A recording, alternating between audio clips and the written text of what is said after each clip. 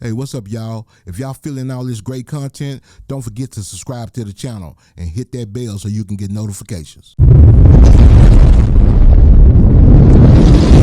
You're not tuned into something super tight. Puffin' something sticky, nigga, I roll through the light. Need to hear something real just to get me through the night. I'm looking for them jackets cause I know they looking shy. Know I'ma get some game tuned in with super tight, yeah. I get the low love from Big Bobo, from the front seat, not no photos. Back then, you would hit Pimp on the pager, and his code was 33, Tony Dorsett. Tony you know Dorsett. what I'm saying? And so, it's just cool little things that, you can share with him, or you hit him on his pager, and he would have that Dom Perignon, it's supposed to bubble, but it would be the jam session. Just the music. Yeah, it'd be the jam. Original, yeah, right. What the jam is. session, yeah, it wouldn't be from the album. It'd be, and so you know who it is without him saying who it is. He was real cool like that, you know what I'm saying? And it's crazy how he just looked out for us, and we weren't like celebrities or, powerful, had a whole bunch of money. We was just addicted to the music. That's what he liked. That's what he loved. I mean, you have to imagine for him from back then, he didn't know you was affiliated with Red. Yeah, not at the very beginning, no. And then he, it all came together. Oh, that was the end then. Yeah. Because I know you remember that airport situation. Oh, yeah. Mama had already been talking to them. Yeah, you know what I'm saying? So yeah, and what's crazy is when we did the song with him. Bobo was there. Yeah. Bobo yeah. You want to tell that story? Yeah, Bobo was there. I mean, y'all could tell it. Okay, can I set it up? It was a lot. Set the story up. It was a lot. Yeah, it's story time. Because you got a lot of people get online, lie about saying they was there. Yeah. You know what I'm saying? A lot of people lying about. Let me tell you something. One thing we're not going to do, we're going to talk about this situation, but I want to respect the guy who was involved. Right. Yeah. Because I know his family. I told you, I've been knowing that gentleman. I went to school with him in 7th grade, 8th grade, 9th grade, 10th grade, 11th grade, 12th grade. I graduated with this man. Yeah. And after graduation, we talked so much. I mean, it was, you know how sometimes he was in my circle in junior high school. Right. You know what I'm saying? So right. we I get it. Yeah, we fully, man. Yeah. Fully. Look, listen, so check this out. First and foremost, before you even go to the story. Yes. Pimp C was this kind of person. He either really loved you or he really hated you. Yeah, I mean, like there was no gray area with him. There was nothing. It was a very wide space. It wasn't like he kind of liked you. He either really, really was on with you or he was really not with you. And so if you fell on the other side of that, man, it just kind of was what it was. Well, what had happened was the story for the bitch get up off me, right?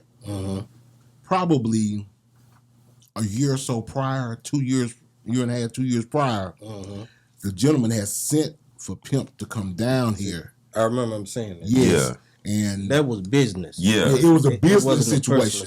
Yeah, it had nothing to do with what transpired. Right. That was something else. We just got caught up in the that was something else. Yeah. You know what I'm saying? I knew it was something else. Yeah. From the way it unfolded. Well, that didn't have any, the initial meeting didn't have anything to do with it.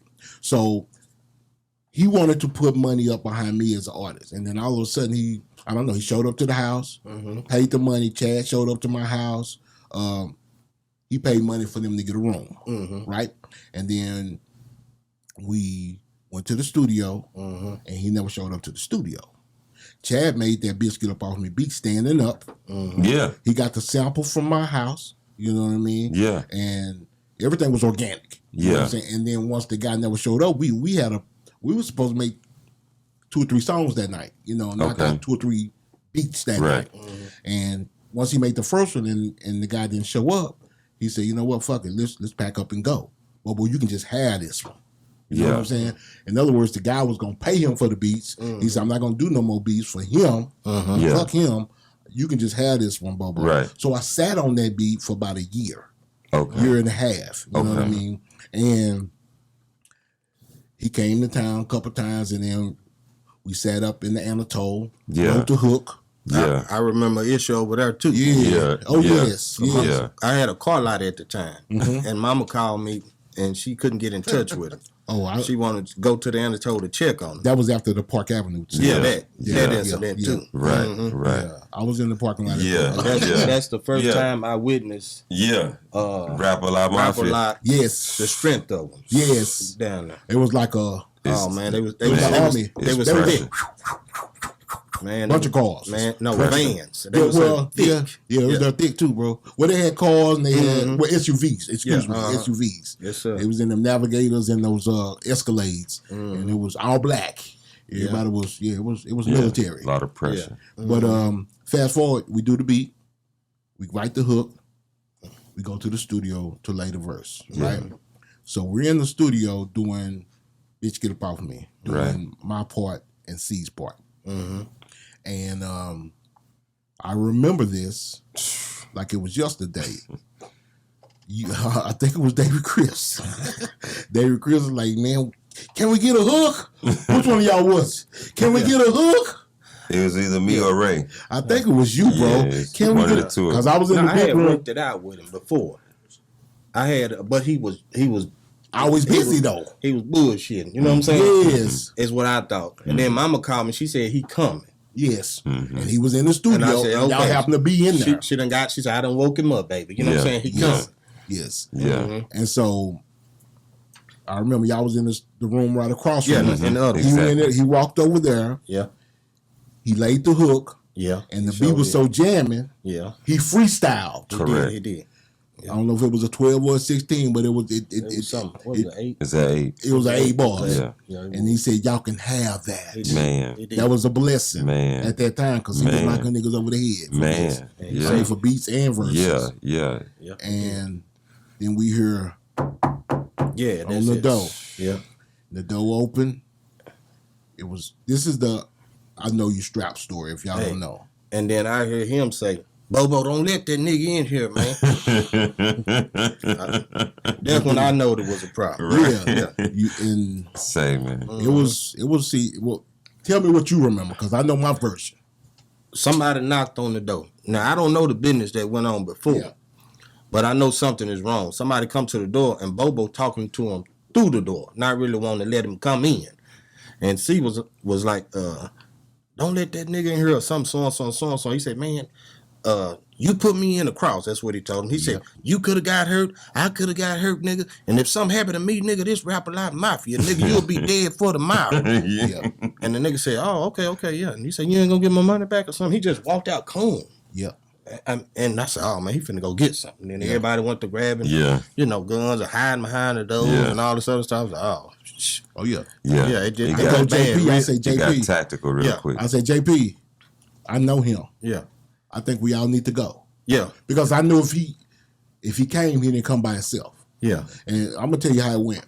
Me and Pimp was outside smoking. And we looked around the corner. And there was a Benz down the street. Sitting down there. Old school Benz. That's what it was. And he was like, what is that Benz sitting down there in the middle of the street for? And then when we walked back in, it wasn't 5 minutes later. The knock on the door. He came in because he was literally sitting by the door. Remember? Yeah. I don't know if y'all remember the guy cocking the gun in the bathroom. Yes. Because it was loud. It was loud. Yeah. That's what made him look over at the bathroom like, oh, it's that type of party. Somebody had a shotgun. No, it was a Mac. It was a Mac. Yeah. The Big Mac. Right. And he cock-ow. And it he had Uzi in that hole. Exactly. Standing behind the door like, man. In the bathroom behind the door. Right. Exactly. And Pimp could see him, but the other guy couldn't. And so, he couldn't. And then, real tactical. And I remember, I think they had Pimp and Bun had them Navigators at the time. It was a Navigator. Yeah, they ran out and jumped in them and got the hell up out of there. I drove that bitch over the curb. Yeah. Because they was that way, and I knew a back way to get. You know what I'm saying? But look, hold on, check this out. We're going to keep this, hold on, wait, we're going to back it up for a minute, Bobo. You know, we went and got like 100 pieces of chicken from Williams that night, too. Say what? You remember we went and got like 100 pieces of chicken that night from Williams. Was it Williams or was it Henderson's? Might have been Henderson. I don't fuck with Williams. Yeah, it might have been Henderson. Yeah, because I remember this because we had a nigga from New York there. And he was calling these people, nigga, this nigga got me eating some chicken with some pickles in there. Say, man, like 100 pieces of chicken and like a pan of fried. Like it was a huge, like Pimp would bring an entire party, man. It was crazy. It was crazy. And I'm glad that we can sit here today and talk about that because it could have got real ugly. Night, man, because I know the gentleman who was involved, rest his soul, he's not with us anymore, and his family, because I know he's got children and everything like that. But I just don't like false narratives that people who wasn't around and they get online for their little 5 minutes of fame and try to slam the Pimp name and try to slam, talk about the situation when they clearly wasn't in the room. It was 1, 2, how many of y'all? It was 4 y'all. Yeah. 2 on the couch, that's 6. And I think Bird was less than 10. Bird was there. Bird was there. Bird was there. And JP.